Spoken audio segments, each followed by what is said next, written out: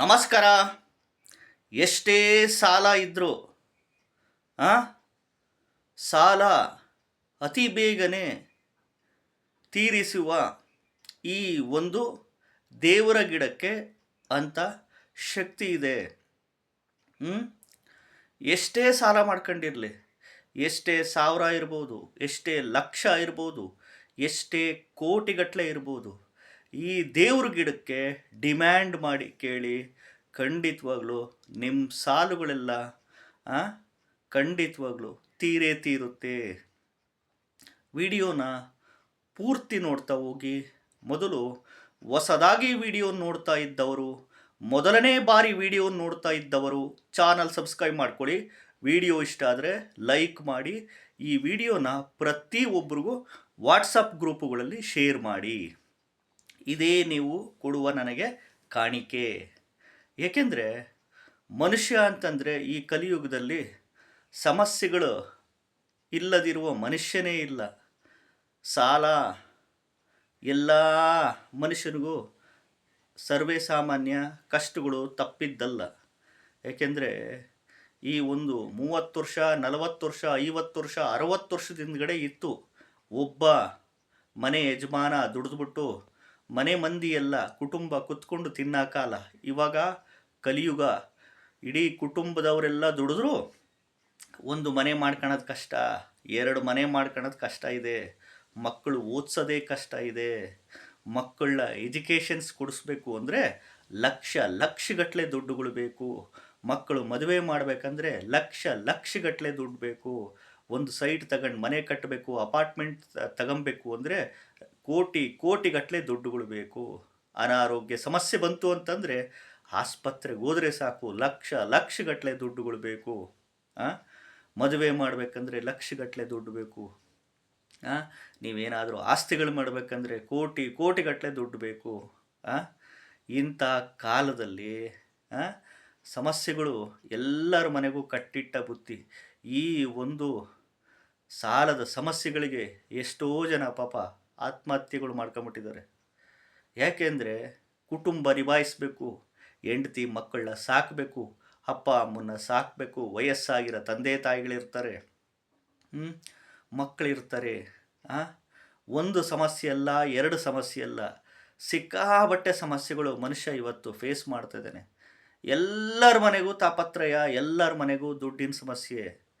ಯಾಕೆಂದರೆ ಇದು ಕಲಿಯುಗದಲ್ಲಿ ಎಷ್ಟು ದುಡ್ಡುಗಳು ಮನುಷ್ಯ ದುಡಿತಾನೋ ಅಷ್ಟೇ ದುಡ್ಡು ಖರ್ಚಾಗ್ತಾ ಹೋಗುತ್ತೆ. ಏಕೆಂದರೆ ಅಷ್ಟು ಕಾಸ್ಟ್ ಆಫ್ ಲಿವಿಂಗು ಸಿಕ್ಕಾಬಟ್ಟೆ ಇನ್ಕ್ರೀಸ್ ಆಗಿಬಿಟ್ಟಿದೆ. ಇನ್ನು 10 ವರ್ಷ 20 ವರ್ಷ ಹೋಗ್ಬಿಟ್ರೆ ತುಂಬ ಹಾರಿಬಲ್ ಸಿಚುವೇಶನ್ಸ್ ಬರುತ್ತೆ. ಯಾಕೆಂದರೆ ದುಡ್ಡಿನ ಸಮಸ್ಯೆ, ಹಣಕಾಸಿನ ಸಮಸ್ಯೆ, ಸಾಲ ಬಾಧೆ ಸಮಸ್ಯೆಗಳು ಪ್ರತಿಯೊಬ್ಬರಲ್ಲೂ ಸರ್ವೇ ಸಾಮಾನ್ಯ ಆಗಿಬಿಟ್ಟಿದೆ.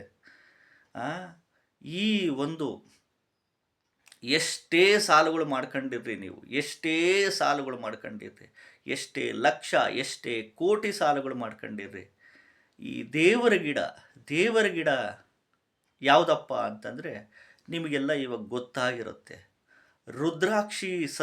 ರುದ್ರಾಕ್ಷಿ ಗಿಡನ ಈಗ ನೋಡಿ, 29ನೇ ತಾರೀಕು, ಈ ತಿಂಗಳು 29ನೇ ತಾರೀಕು ಗುರುವಾರ, ತೃತೀಯ ತಿಥಿ, ಆರಿದ್ರಾ ನಕ್ಷತ್ರ ಬಂದು ಸಾಕ್ಷಾತ್ ಶಿವ ಹುಟ್ಟಿರೋದು, ಸಾಕ್ಷಾತ್ ಕುಬೇರನ ಒಂದು ನಕ್ಷತ್ರ ಅಂತೀವಿ.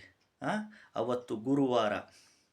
ಗುರು ಅಂದರೆ ಇಲ್ಲಿ ಧನಕಾರಕ ಅಂತ ಹೇಳ್ತೀವಿ. ತೃತೀಯ ತಿಥಿ, ಏಳಿಗೆ, ಅಭಿವೃದ್ಧಿಯ ಸಂಕೇತ. ತಗೊಂಬಂದು ಈಶಾನ್ಯ ಮೂಲೆಯಲ್ಲಿ, ನಿಮ್ಮ ಮನೆ ಈಶಾನ್ಯ ಮೂಲೆಯಲ್ಲಿ, ಕಾಂಪೌಂಡ್ನಿಂದ ಆಚೆ ಹೊರಗಡೆ ನಾರ್ತ್ ಈಸ್ಟ್ ಕಾರ್ನರ್ ಅಲ್ಲಿ ಹೊರಗಡೆ ಇಟ್ಟು, ಪ್ರತಿ ಸೋಮವಾರದ ದಿನ, ಪ್ರತಿ ಗುರುವಾರದ ದಿನ ಒಂದು ತುಪ್ಪದ ದೀಪ ಹಚ್ಚಿಬಿಟ್ಟು ದೇವ್ರ ಗಿಡಕ್ಕೆ ಡಿಮ್ಯಾಂಡ್ ಮಾಡಿ ಕೇಳ್ಕೊಬೇಕು.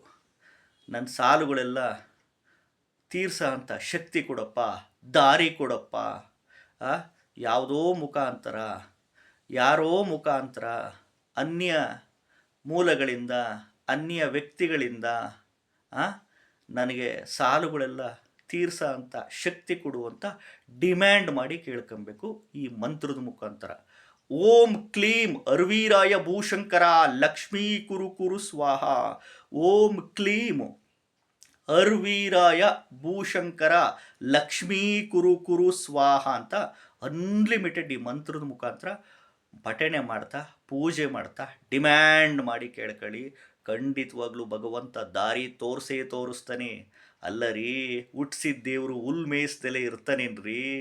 ಆ ಸಾಲ ಅನಿವಾರ್ಯ ಮಾಡ್ಕೊಂಡಿರ್ತೀರ, ಅನಾರೋಗ್ಯ ಸಮಸ್ಯೆನೂ ಇರುತ್ತೋ, ಮಕ್ಕಳಿಗೆ ವಿದ್ಯಾಭ್ಯಾಸಕ್ಕೆ ವಿಚಾರಕ್ಕೆ, ಹೈಯರ್ ಸ್ಟಡೀಸ್ ವಿಚಾರಕ್ಕೆ, ಮನೆ ಕಟ್ಟ ವಿಚಾರಕ್ಕೆ, ಸೈಟ್ ತಗೊಳ್ಳೋ ವಿಚಾರಕ್ಕೆ, ಆಸ್ತಿ ಮಾಡೋ ವಿಚಾರಕ್ಕೆ, ಮಕ್ಕಳು ಮದುವೆ ಮಾಡೋ ವಿಚಾರಕ್ಕೆ, ಮಕ್ಕಳು ಫಾರಿನ್ಗೆ ಹೋಗ್ತಿರ್ತಾರೆ ಹೈಯರ್ ಸ್ಟಡೀಸ್ಗೆ ಅಂತ, ಇಲ್ಲ ಮನೇಲಿ ಯಾರಿಗೂ ಅನಾರೋಗ್ಯ ಸಮಸ್ಯೆ ಬಂದಿರುತ್ತೆ, ಯಾರಿಗೂ ಆಕ್ಸಿಡೆಂಟ್ಸ್ ಆಗಿರುತ್ತೆ, ಏನೋ ಬಿಸ್ನೆಸ್ಸಿಗೆ ಹಾಕ್ಬಿಟ್ಟು ವ್ಯಾಪಾರಕ್ಕೆ ಹಾಕ್ಬಿಟ್ಟು ಲಕ್ಷಗಟ್ಟಲೆ ಕೋಟಿಗಟ್ಟಲೆ ಲಾಸ್ ಮಾಡ್ಕೊಂಬಿಟ್ಟಿರ್ತಾರೆ. ಮನುಷ್ಯ ತಪ್ಪು ಮಾಡ್ತಾನ್ರಿ, ಸಹಜ. ತಪ್ಪು ಮಾಡ್ದಲೇ ಯಾವ ಮನುಷ್ಯನೂ ಭೂಮಿ ಮೇಲೆ ಬದುಕಿಲ್ಲ. ಎಲ್ಲರೂ ತಪ್ಪು ಮಾಡ್ತಾರೆ. ಒಬ್ಬೊಬ್ಬರು ಸ್ವಯಂಕೃತ ಅಪರಾಧ ಮಾಡ್ಕೊತಾರೆ, ಒಬ್ಬೊಬ್ಬರು ಇನ್ನೊಬ್ಬರು ಮಾತು ಕೇಳಿ ತಪ್ಪು ಮಾಡ್ಕೊತಾರೆ, ಒಬ್ಬೊಬ್ರಿಗೆ ಜಾತಕದಲ್ಲ ಸಮಸ್ಯೆಗಳಿರುತ್ತೆ. ಏನು ಮಾಡೋಕ್ಕಾಗಲ್ಲ. ಭಗವಂತನ ಇಚ್ಛೆ, ಭಗವಂತನ ಆಟ ಇರುತ್ತೆ. ಈ ದೇವ್ರ ಗಿಡಕ್ಕೆ ಡಿಮ್ಯಾಂಡ್ ಮಾಡಿ ಕೇಳ್ಕೊಳ್ಳಿ. ಖಂಡಿತವಾಗ್ಲೂ ನಿಮ್ಮ ಹಣ, ನಿಮ್ಮ ಸಾಲುಗಳೆಲ್ಲ ತೀರ್ತಾ ಹೋಗುತ್ತೆ. ಇದನ್ನು ಆ ದಿನ ತೊಗೊಂಬನ್ನಿ. ಇಲ್ಲಾಂದರೆ ಯಾವುದಾದ್ರೂ ಸೋಮವಾರ ಆರಿದ್ರ್ಯ ನಕ್ಷತ್ರ ತೃತೀಯ ತಿಥಿ ಬಂದಿರಬೇಕು.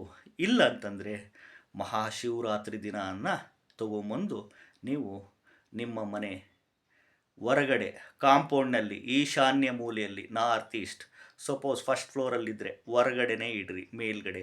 ಸೆಕೆಂಡ್ ಫ್ಲೋರಲ್ಲಿದ್ದರೂ ಈಶಾನ್ಯ ಮೂಲೆಯಲ್ಲಿ ಹೊರಗಡೆನೆ ಬಾಲ್ಕನಿಯಲ್ಲೇ ಇಡಿ. ಇಟ್ಟು ಪ್ರತಿ ಸೋಮವಾರದ ದಿನ, ಪ್ರತಿ ಗುರುವಾರದ ದಿನ ತುಪ್ಪದ ದೀಪ ಹಚ್ಚಿಬಿಟ್ಟು ಈ ಮಂತ್ರನ ಅನ್ಲಿಮಿಟೆಡ್ ಪಠಣೆ ಮಾಡಿ ಡಿಮ್ಯಾಂಡ್ ಮಾಡಿ ಕೇಳ್ಕೊಳ್ಳಿ. ಅರ್ಥ ಆಯ್ತಾ? ನೋಡಿ, ನಾವು ಜ್ಯೋತಿಷಿಗಳಾಗಿ ಮಾರ್ಗದರ್ಶನಗಳು ಮಾಡಿದ್ದೀವಿ. ನಾವೇನು ಜ್ಯೋತಿಷಿಗಳು ದೇವರಲ್ಲ, ಪವಾಡ ಮಾಡೋರಂತೂ ಖಂಡಿತವಾಗ್ಲೂ ಅಲ್ಲ. ಅರ್ಥ ಆಯ್ತಾ? ಭಗವಂತ ಖಂಡಿತವಾಗ್ಲೂ ದಾರಿ ತೋರಿಸ್ತಾನೆ. ಅರ್ಥ ಮಾಡ್ಕೊಳ್ಳಿ. ರುದ್ರಾಕ್ಷಿ ಗಿಡಕ್ಕೆ ಅಷ್ಟಕ್ಕೊಂದು ಶಕ್ತಿ, ತಾಕತ್ತು, ಪವರ್ ಇದೆ. ಇಟ್ಟು ನೋಡಿ, ಪೂಜೆ ಮಾಡಿ, ಡಿಮ್ಯಾಂಡ್ ಮಾಡಿ ಕೇಳ್ಕೊಳ್ಳಿ. ಮುಂದಿನ ತಿಂಗಳುಗಳಲ್ಲಿ, ಮುಂದಿನ ವರ್ಷಗಳಲ್ಲಿ ನಿಮಗೇ ಗೊತ್ತಾಗ್ತಾ ಹೋಗುತ್ತೆ. ಅರ್ಥ ಆಯ್ತಾ? ಈ ವಿಡಿಯೋನ ಪ್ರತಿಯೊಬ್ಬರು ವಾಟ್ಸಪ್ ಗ್ರೂಪುಗಳಲ್ಲಿ ಶೇರ್ ಮಾಡಿ. ವಿಡಿಯೋ ಇಷ್ಟ ಆದರೆ ಲೈಕ್ ಮಾಡಿ.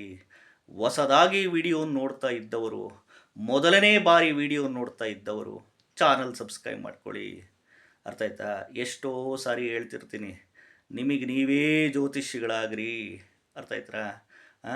ಒಂದು ಈ ವಿಚಾರದಲ್ಲಿ ನೋಡ್ರಿ, ಕಲಿಯುಗದಲ್ಲಿ ಆರೋಗ್ಯ ಮತ್ತು ದುಡ್ಡು ಇವೆರಡು ಭಾಳ ಮುಖ್ಯ. ನಮ್ಮ ಕಣ್ಣುಗಳು ಇದ್ದಂಗೆ ಸರಿಯಾಗಿ ಉಳಿಸ್ಕೊಂಡು ಬೆಳೆಸ್ಕೊಂಡು ಹೋಗಲೇಬೇಕಾದ ಅನಿವಾರ್ಯ ಪರಿಸ್ಥಿತಿ ಇದೆ. ಅರ್ಥ ಆಯ್ತಾ? ಎಲ್ರಿಗೂ ಒಳ್ಳೆಯದಾಗಲಿ. ನಮಸ್ಕಾರ.